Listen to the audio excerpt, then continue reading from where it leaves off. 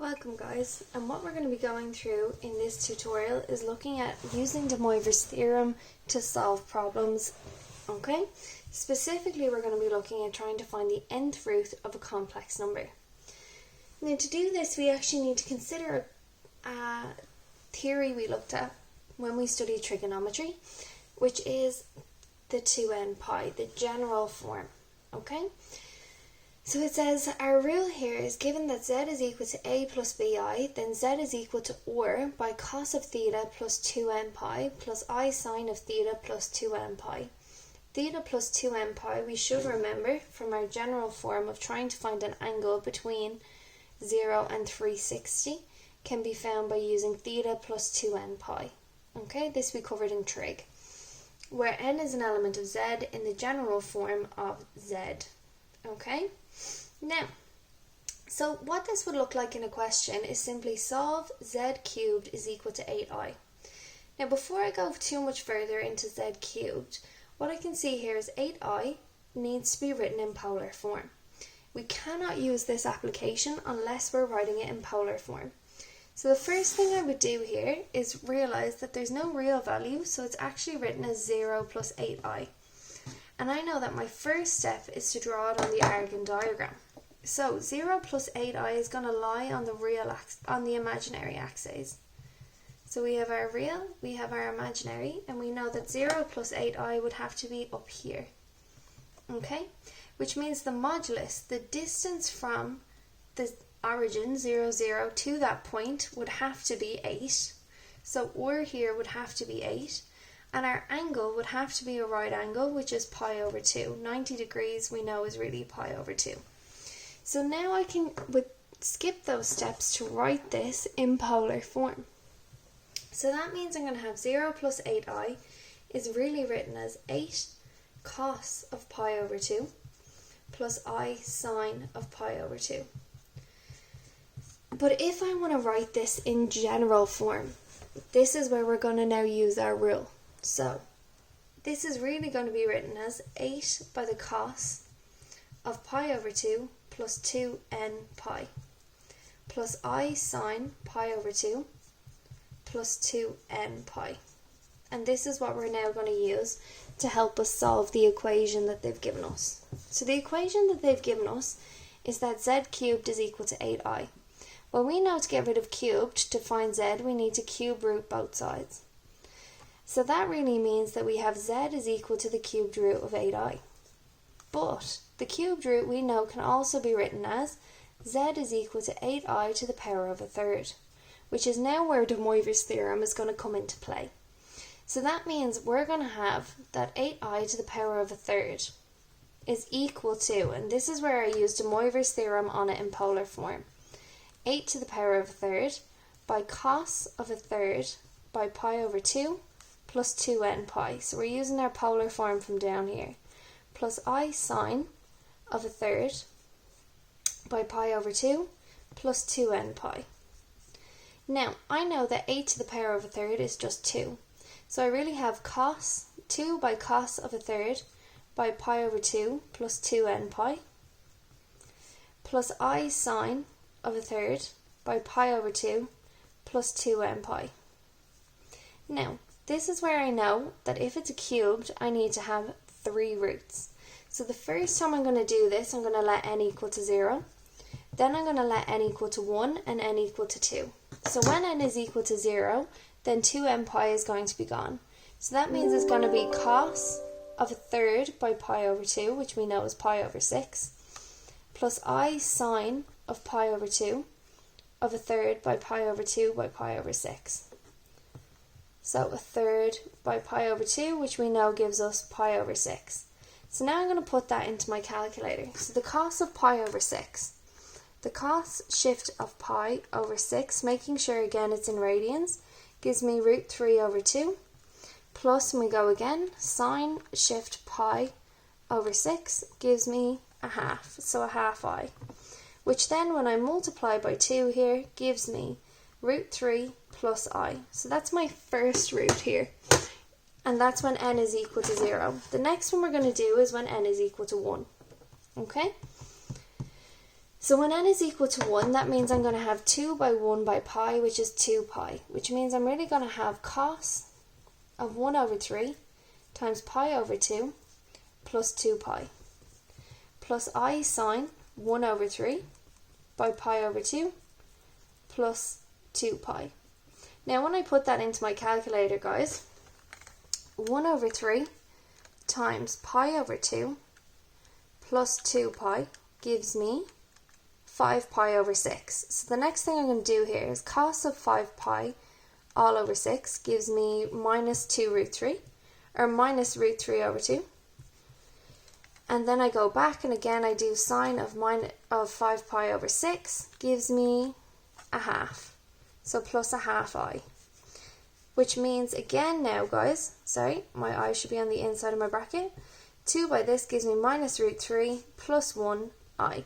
The last one I'm going to do here, and I'm just going to squeeze it in at the end, is when n is equal to 2, because I know I need 3 roots. So when n is equal to 2, I know it's going to be 4 pi. So I'm going to have 2 by the cos of a third by pi over 2 plus 4 pi plus I sine of a third by pi over 2 plus 4 pi. Because again, going back up here, we're subbing in 2 for n, so 2 by 2 is 4, gives me 4 pi. So again here, guys, I'd go back 1 over 3 bracket pi over 2 plus 4 pi gives me 3 pi over 2, which is what I'm going to put in here. So I have 2 by the cos of 3 pi over 2. So let's put that in. We have cos of 3 pi all over 2 gives me 0 plus, and again I go sine of 3 pi over 2, making sure that it's in radians, gives me minus 1 I. Which means minus 1 by 0, or 2 by 0 is still 0, 2 by minus 1 is minus 2i. So now I'd finish up, and the only room I have is over here, is therefore the roots of this equation are equal to root 3 plus I, minus root 3 plus I, and minus 2i. And this, guys, is my final answer to this question.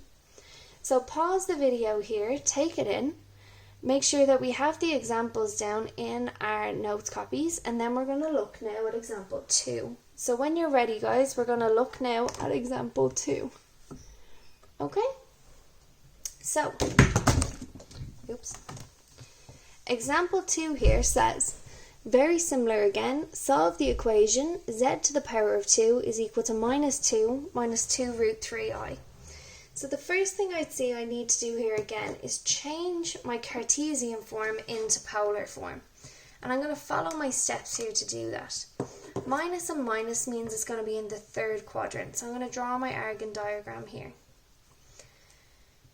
So I have a real and my imaginary axis. I can see that my real is going to be minus 2 and my imaginary is going to be minus 2 root 3. So the coordinate that I'm going to have is going to be over here. We're going to have our height here is going to be 2 root 3 and our length here is going to be 2. And I know I have my angle here.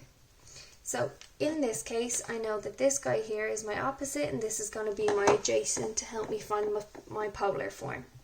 So the second thing here now I'm going to do is find my modulus. So I know that or is equal to the square root of a squared plus b squared. So or is equal to the square root of minus 2 to be squared plus minus 2 root 3 to be squared, all under the square root, which means I get 4 plus 12, which gives me the square root of 16, which gives me 4 units. So my modulus here now, guys, is 4 units. So the next thing I need to do is to find my argument. And my argument, I know my angle, we use is tan of theta is equal to O over A. So tan of theta is equal to 2 root 3 all over 2, which means I really have theta is equal to the tan inverse of root 3 because the 2's cancel. Which now I'm going to make sure that my calculator is in radians, and I'm going to put that in. Tan inverse of root 3 gives me pi over 3. Now, but it's in the third quadrant, which means I know it's not going to be pi over 3. I know it's going to be pi plus pi over 3 because it's in the third quadrant.